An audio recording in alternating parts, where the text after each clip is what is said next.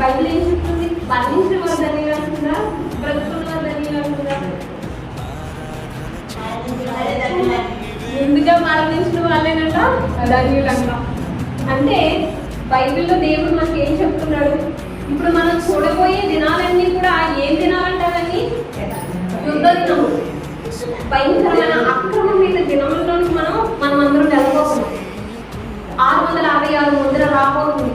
అప్పుడు ఏమవుతుందంటే దేవుడు నమ్ముకున్న బిడ్డలందరూ ఒక వైపు వచ్చేసేయండి, దేవుడు నమ్ముకోలేని వాళ్ళందరూ వేరే వైపు వెళ్ళిపోవాలి అని రెండు విధాలుగా రెండు పక్షాలుగా జనులు భుజింపబడతారు.